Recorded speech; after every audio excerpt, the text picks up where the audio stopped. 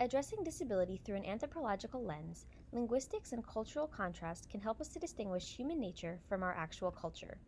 Linguistics and rhetoric play a big role in how disability is defined, perceived, and treated in society, both today and all throughout history. I will explore how the power of language in disability has shaped a social hierarchy and reflected cultural ways of thinking and justification in response to disability.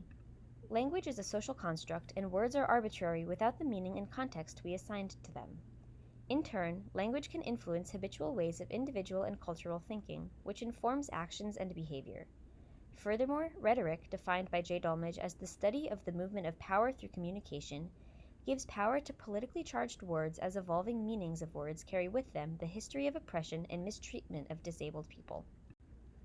In postmodern discussions, we have become hyper-aware of the terminology we choose to use surrounding disability. While censorship of what we can or can't say would be inflammatory, certain terms are widely unacceptable when identifying a person. Moreover, there is confusion and a gray area about what is right, what is actually okay to use as a label while being respectful. In Beginning with Disability, a primer, Simi Linton and Rosemary Garland Thompson challenge our instincts to become deeper, more considerate thinkers and users of language. Should we say disabled people, handicapped people, people with disabilities, people with a handicap? It was interesting to learn how the earliest uses of the word handicap actually referenced a game of chance and horse betting. Leonard Davis also addresses the person-first philosophy, emphasizing the human before their condition of having a disability. People's experiences should most importantly include them in a conversation rather than assuming to know everything about a person merely based on a generalized diagnosis. However, even person-first ideology was met with opposition when the disabled community claimed these titles were sources of pride and the foreground of their identity. Terms like crip and queer have been revitalized and reappropriated, used today as a form of empowerment. It urges us to reconsider conventional ways of thinking and further raises the question, who really has the authority to determine what terms and language are politically correct and acceptable? Ultimately, I think Leonard Davis would agree that in using the powerful tool of language, what matters is how it is contextualized, who uses the terms, and why. One group of people in a position of social power should not have control over categorical names and labels that deeply affect disabled individuals. Absolute binaries also establish limiting stereotypes on groups of people that are not actually dichotomous. The question is not as simple as able-bodied or disabled, for there is a spectrum, a multitude of different kinds of disabilities, and each individual has their own story and identification with that ability. As a general social construct, however, disability is treated as another inferior dichotomy like black or gay, whose counterparts never are specified. Rarely do people consider whiteness, able-bodiedness, or heterosexuality as part of their identities, whereas black, gay, and disabled are treated as a crucial part to understanding who someone is. Many words once used as medical diagnoses evolved into words of weapons that inflict harm onto individuals with certain cognitive or physical disabilities. For example, the word retard was defined as being slowed down or delayed with respect to action, progress, or development, originally lateness or slowness. In recent decades, however, humans changed its connotation into a label regarded as being mentally or physically deficient, stupid, or incompetent. Similarly, moron and idiot evolved in the same vein from medical diagnoses to derogatory, hurtful descriptors of individuals with cognitive or physical disabilities. Such labels place individuals in passive, disempowered roles and intensify an ableist-minded society. According to J. Dolmage, in 2010, Obama passed Rosa's Law, which replaced references to mental retardation with intellectual disability. Over the course of history, rhetoric has changed and evolved. In the case of Rosa's Law, the response was an effort for respecting the dignity of any person with an intellectual disability, but in other instances, shifts in language and metaphor have constructed a hurtful, dehumanizing perception of disability. Beyond just targeted hate speech, in the form that retard has taken, underlying connotations and word associations have a big impact and demonstrate the power of language. Consider the numerous cultural metaphors and figurative language that continue to downplay disability. One example I looked at was the skewed response to the death of Stephen Hawking in 2018. Hawking was depicted as being free from his disability after his death, his wheelchair seen as a restrictive cage that held him back from living a full life. This was the focal point instead of his intelligence and the vast contributions he made in cosmology, physics, and writing. The restraining cage metaphor reflects a perspective of a wheelchair as inhibiting rather than improving his quality of life. and more deeply conveys the idea that the only way individuals with disabilities can be truly free or happy is when they no longer have their disability, which is the opposite of what Hawking asserted throughout his life. The rhetoric of metaphors surrounding disability is nothing new. Historically, disabilities, defects, and chronic illnesses have symbolized an evil and malevolent nature and monstrous behavior. Take Captain Hook, for example, an amputee with prosthesis who is the villain, or Shakespeare's Richard III the Hunchback and his evil lust, which used disability as a symbol of moral impairment. On the contrary, characters with disabilities will frequently be over-glorified as some hero for politically charged, polarizing language and myths of pity and evil create really limited, often very damaging representations of disability, negatively shaping their lives and casting any human variation as deviation from the norm. So, we can talk a lot of disabilities language, but the power of rhetoric also connects deeply with responses to physical appearance. We can trace this back to Europeans colonizing North America, wherein indigenous peoples saw Europeans as odd and curious creatures with hair growing on their faces. Beards became a sign of stupidness and some sort of deformation, according to Kim Nielsen. In essence, there was great cultural confusion and misunderstanding that interpreted differences in physical traits as either threatening or inferior. Centuries later, in the 1930s, federal authorities governed tribal communities and institutionalized any native person thought to be insane. They imposed foreign standards of insanity, normality, and health, and institutionalized indigenous people, one place being the Hiawatha Asylum. With full disregard of the native traditions and culture, the Hiawatha Indian Insane Asylum forcibly cut Native American inmates' hair or shaved it off entirely. It was a form of spiritual murder against their will, considered insane for their cultural belief system that believed hair had a spirit and power of its own. This single example displays a widespread sentiment that developed to maintain cultural and racial purity in America. Within their own communities, Europeans established their own standards of able-bodied and able-mindedness. Jesuit missionary Pierre Biard recorded defective individuals as one-eyed, squint-eyed, or flat-nosed. Such minor deviances from what was considered the norm directly translated to being ostracized. A disturbing example of this ideology was the concept of monstrous births.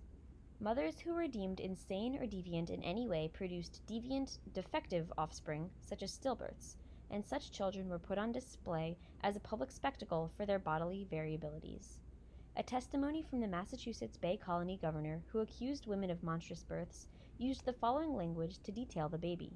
Nose hooked upward, in a place of a forehead were two horns, the breast and shoulders were full of scales and sharp pricks, and instead of toes it had claws with sharp talons, like a fowl. If we didn't know better, it'd sound as though he was describing a beastly animal. Such dehumanizing language perpetuated a great deal of shame for the mothers, indicating dangerous moral deviance and supposed monstrous sin that would threaten the patriarchy. In other instances, disability by the standards of deformity, defectiveness, and decrepitness included women's animalistic and uncontrollable sex drives. Continued use of animalistic terminology further undermined these people's human dignity. So who was fit to be accepted in civil society? During the mid-1800s, in the era of institutionalization for the disabled, cities across the U.S. began implementing ugly laws. According to Nielsen, just as the name indicates, these laws sought to eliminate any crippled, maimed, or deformed person from public reminder. People with disabilities were made to be invisible, as social authorities attempted to keep anyone with a visual difference out of sight and out of mind. In time, rather than turning these people invisible, white able-bodied people like P.T. Barnum took advantage of a money-making opportunity by hosting, quote, freak shows to put these human spectacles on public display as a form of entertainment. It was objectification of disabled people in the rawest sense. Further, Kim Nielsen teaches of progressive-era reformers who used pictures of disabled people and bodies of American workers to reveal horrors of capitalism unchecked, inflating a fear of a threat that any defective person posed to the fitness of democracy and society. The immediate assumption for response was intervention. The perception of outsiders was frequently problematic when passing judgment solely based on vision. Material culture played a big role in determining fitness. We evaluated how conclusions were drawn merely from photographs and how an image could generate widespread institutionalization of people based on their appearance, clothing, and environment, which supposedly depicted poverty. Rural life was interpreted as a lack of civilization and poor isolation, and on a crusade to save them from themselves, Eugenicists intervened, uprooting and institutionalizing vulnerable communities into the system that would supposedly remedy their insufficiencies, free them from hardships, and purify society as a whole. Their actions of uprooting so-called defective people from their land or families were literally implied by the metaphoric language that Dean Inge was quoted saying, "The state has as good a right to remove undesirable citizens as a gardener has to weed his garden." The shifts in language and semantics mirrored the adoption of sterilization and eugenics as a means to weed out the annoyances, irritants, and liabilities to society. After all, wouldn't that achieve an ideal, healthier, happier America? The power of language translates into behaviors, ideologies, and actions. This was especially apparent in the development and prolongation of the eugenics movement in America throughout the 19th and 20th centuries, as rhetoric and terminology inspired a hierarchy and white ableist elite cultural consciousness. How did eugenicists, highly trained scientists, physicians, educators, and policymakers get away with such inhumane treatment of targeted groups? The language and cultural rhetoric of the time justified their actions on the basis of an attempt to create monolithic white identity and collective memory for, quote, the good of all. Many times, metaphorical and figurative language dehumanized certain groups of people. Words thrown around, including menaces, infectors, defects, and mongrels, painted an image of objects, animals, or beasts infecting society and instilled fear among the general population. According to Segregation Science by Gregory Michael Dorr, self-preservation of the nation was of highest moral imperative. People widely accepted that eugenics was necessary to improve the American race, which was under threat of, quote, race suicide, with the failure of the best people reproducing. Racial disease, disability, and inequality considered unfit for society were grouped into this inferior, powerless class. The metaphor of suicide implies an urgent, dire threat to the greatest extreme, garnering responsiveness from society to support such a mission.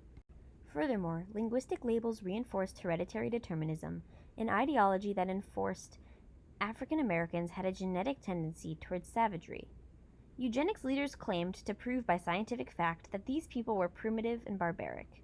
With roots during the slavery era, pure breeding, as a result, rose to popular acceptance as a breeding process of African Americans. Immediately, our minds make associations with the word breeding and pets, farm animals, or crops. Such a metaphor belittles human beings to an objectified status. Dehumanization broke down social concerns of manipulating African Americans when they were comparatively seen as farm animals rather than human beings, overcoming their disability. Leonard Davis discusses how without characterization of everyday, regular human activities, the language of disability frequently relies either on pity or charity, or reflects it as an internal flaw in terms of evil. Oftentimes, the press instills pity and inspiration from disabilities, which reduces complex human beings with a disability to an icon while cheerleading quote-unquote normal people's need to hear triumphs over adversity. Ultimately, between both extremes, there is no normal, no just human.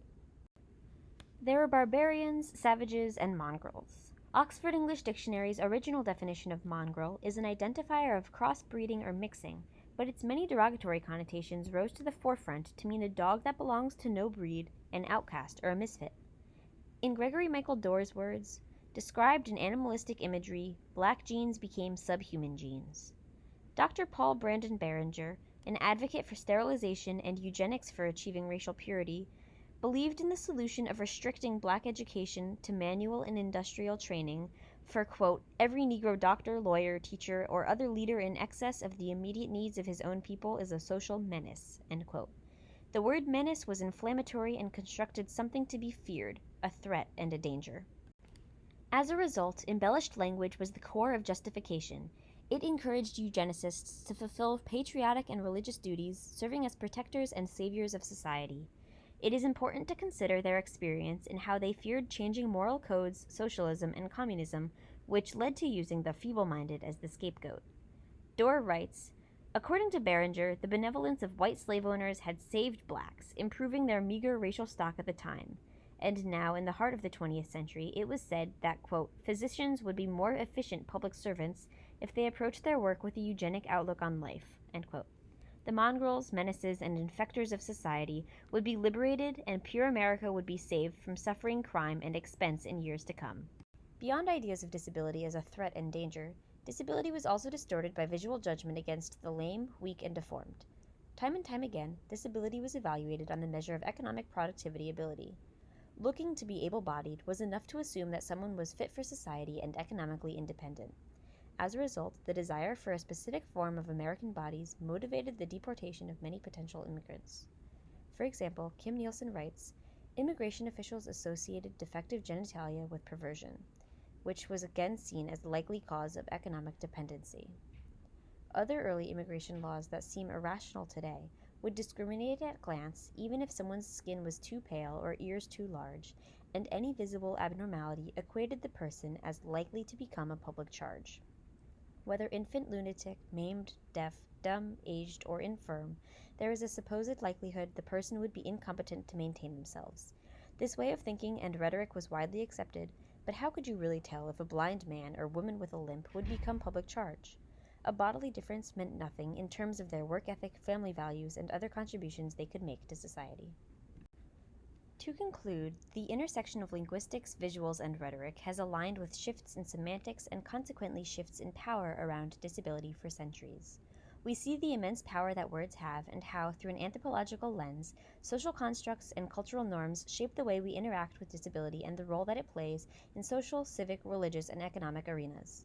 We must remember that disability is socially constructed in the same way that we construct the idea of normal. It's all relative. In the words of autistic self-advocacy network confounder Ari Naaman, trying to make someone normal is not always the best way to improve their life.